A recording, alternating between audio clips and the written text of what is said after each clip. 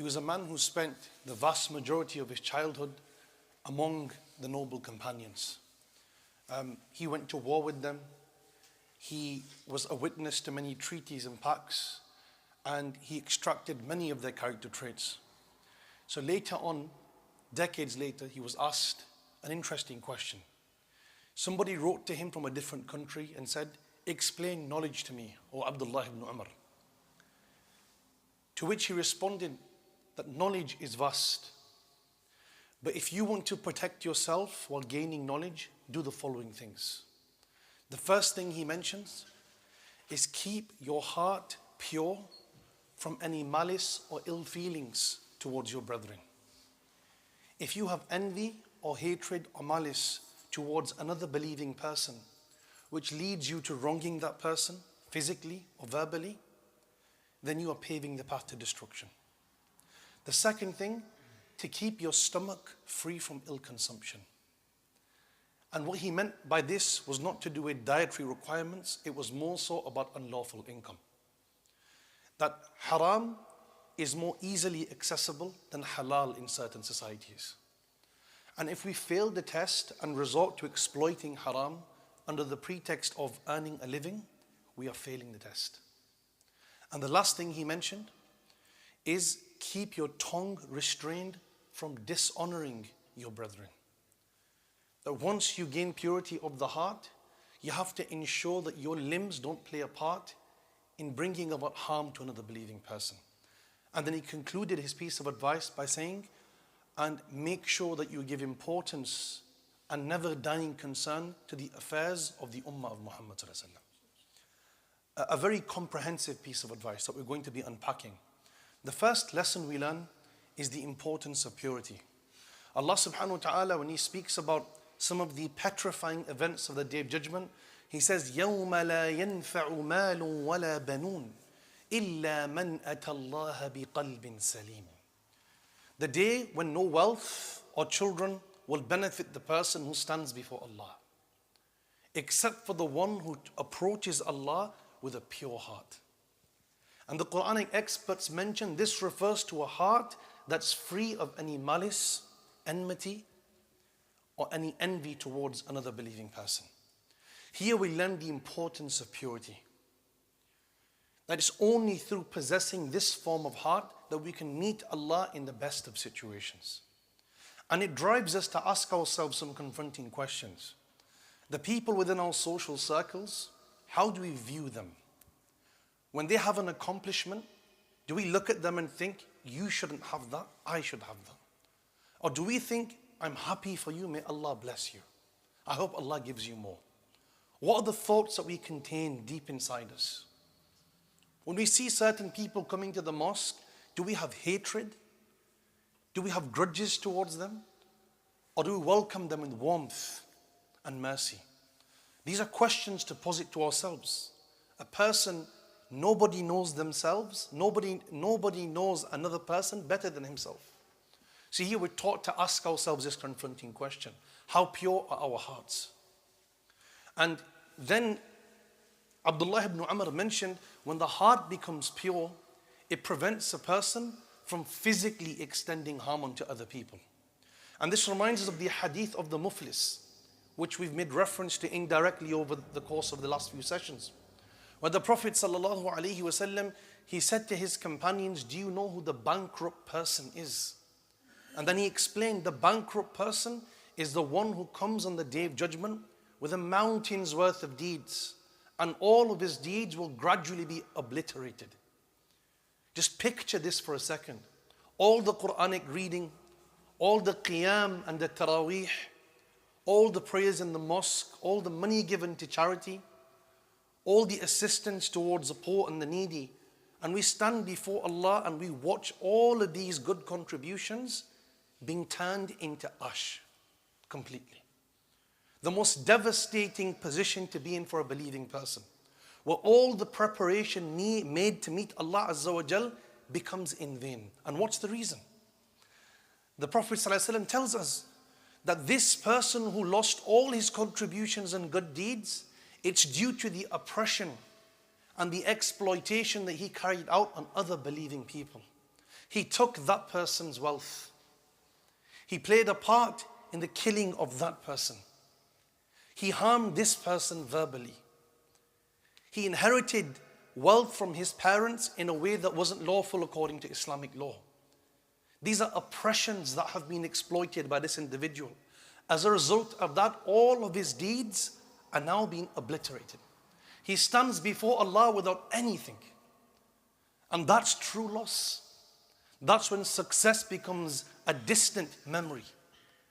The only thing that stands in front of that person is torment and devastation. Prodding us once again to purify our hearts in the hopes of our limbs becoming purified. If the heart is pure, the hands are pure. If the heart is pure, the legs are pure. If the heart is pure, the eyes are pure. The heart is the gateway to the entire soul and the body itself. The next lesson that we learn is the importance of giving consideration to the affairs of the ummah. When we go to work in the morning and we come home, we're so bogged down by 9-to-5 work and climbing up that career ladder that we lose track of what's happening throughout the world. And we don't sit down to think, who are the Muslims that are suffering? Where are genocides taking place? Where are people being wronged? And in Ramadan alone, Palestinians have been targeted in the most vicious way possible. Where there's been non-stop bombing in Palestine, and the only civilians that have been targeted throughout these bombings are women and children. And the whole world turns a blind eye to this genocidal onslaught that's been taking place for over a year. And we're taught in this report that if this isn't at the forefront of our minds and our tongues, there's a fundamental problem with our iman. Because our iman is associated with Muslim suffering. If a woman in Palestine is screaming for help, and we're continuing our day-to-day life as if nothing is happening, wallahi, there's a problem with our iman.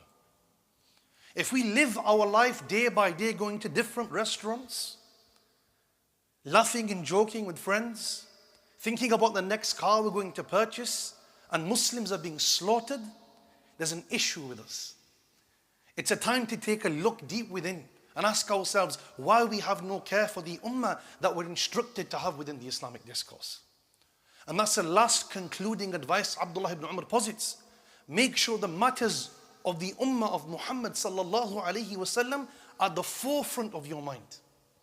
The first thing that should come to our mind when we wake up, and the last thing on our minds before we sleep, should be the affairs of the Muslims. Those in Palestine, those in Syria, those in Rohingya. And it's this level of awareness that the Western powers don't want to see happening. It's this awareness they want to stop.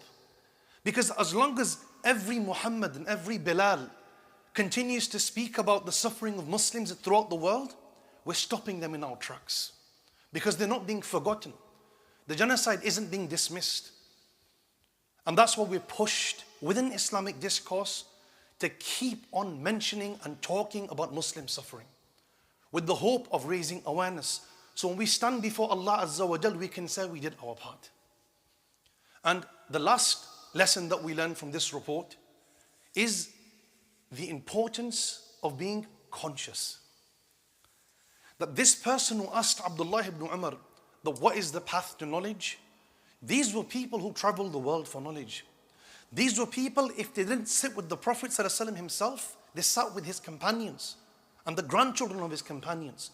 Yet, they were so self-aware that they were always looking for opportunities to better themselves. And that's why you'll find the books of history filled with these type of quotations and questions. That how do I become a better person? How do I avoid malice and envy? How do I preserve my deeds? How do I meet Allah in the best of ways? Are we asking ourselves these questions? We live in a society where the spiritual yardstick is so low that all you have to do to be a spiritual saint is pray 5 times a day. And everybody, they venerate you and they glorify you, as if you fulfilled everything possible. So here we're pushed to being self-critical, being self-aware. always taking ourselves to account, never feeling complacent when it comes to our actions. And this is the mindset that a believing person should have. The meeting with Allah subhanahu wa ta'ala should drive us to pursue self-transformation in a relentless fashion. We should exploit every window of opportunity to better ourselves and bring out the best version of ourselves outside of Ramadan. So what about within Ramadan? What's the mindset we should have in a month where the doors of paradise are flung open? The doors of hell are shut closed. The devils are chained. And the angels chant that, O pursuer of goodness, come forth. And O negligent one, buckle up. In this month, our sleeves should be rolled up. Our belts should be fastened. And we should be prepared to strive and pursue goodness and piety in this month. We ask Allah subhanahu wa ta'ala to allow us to act upon what we learn. We ask Allah to help our brethren who are suffering throughout the world, namely those in Palestine. We ask Allah to be in their aid. And we ask Allah Azza wa Jal to forgive us for our shortcomings and our negligence towards them. And we ask Allah Ta'ala to allow us to be ambassadors of this cause and carriers of justice towards those who are suffering globally. وأقول قولي هذا والسلام عليكم ورحمة الله.